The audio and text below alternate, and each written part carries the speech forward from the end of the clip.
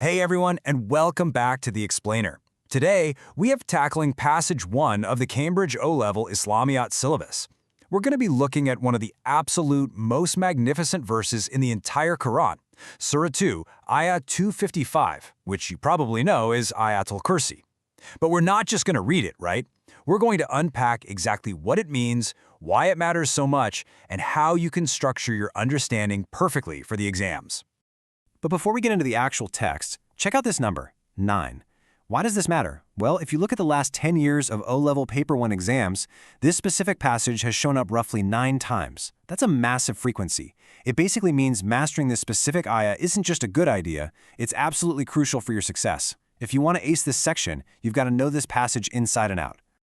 All right, here's our game plan for today. We'll start with a quick introduction to Ayatul Kursi, move on to the attributes of Allah, dive into His absolute power and knowledge, look at the impact on the believer, and then wrap it all up with liberation from worldly fear. Okay, let's jump right into Section 1, Introduction to Ayatul Kursi, Surah 2, Ayat 255. You know, this isn't just some random verse. It's this incredibly profound moment where Allah introduces His very nature to the world. It kicks off with this definitive, powerful statement: there is no deity except Him. This is the core, totally unshakable concept of Tawheed, the absolute oneness of Allah. Right from the opening words, it establishes that He is the only Lord worthy of praise. He's the ultimate creator of literally everything, and there are absolutely no partners in His dominion. Moving right along to Section 2, the attributes of Allah, absolute perfection. So what exactly are these perfect attributes? You'll definitely want to treat these points as mental sticky notes for the exam. So beyond Tawheed, the verse introduces Him as the ever-living, meaning He has always been alive and will always be alive. Plus, He is the self-sustaining.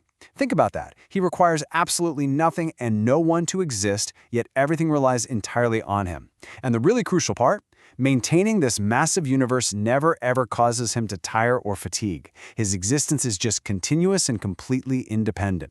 Just think about the stark contrast here for a second. We all have human limitations, right? We hit a wall, we get exhausted, we need to get some sleep just to function the next day. But on the flip side, look at Allah's perfection.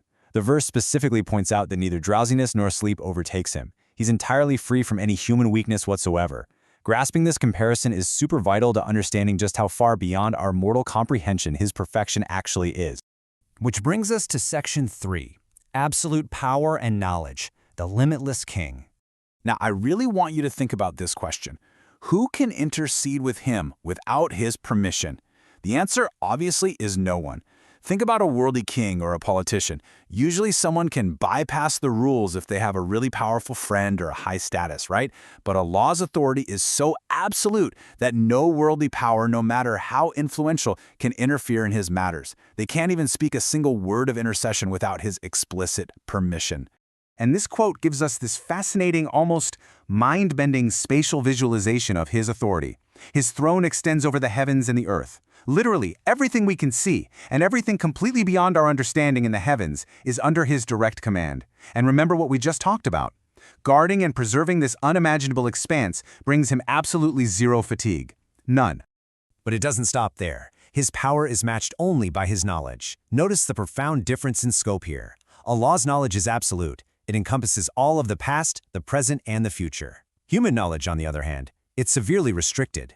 We can't encompass even a single drop of His knowledge, except for what He explicitly wills and permits us to understand. We are entirely, 100% dependent on Him for our very understanding of reality. All right, let's pivot to Section 4, Impact on the Believer, from Theory to Practice. So, we've established His unimaginable greatness, but let's look at how this actually changes us in practice, because this is exactly what's going to lock down those final application marks on the exam. Realizing the ultimate unmatched power of our Creator shouldn't just leave us in a state of awe. It should bring immense, practical comfort to the daily life of a believer. Look at it this way. Because He is the Supreme King, no tyrant, no unjust boss, or worldly power of any kind can influence Him against you. No harm can possibly reach you unless it somehow aligns with His ultimate will and wisdom.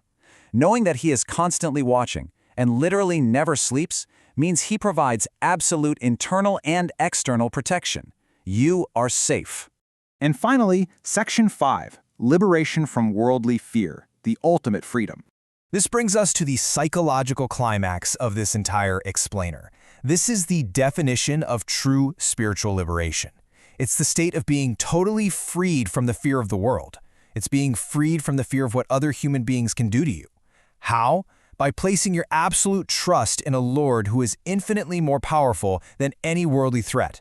Knowing that a tireless, perfect guardian is actively watching over you is literally the ultimate antidote to worldly anxiety.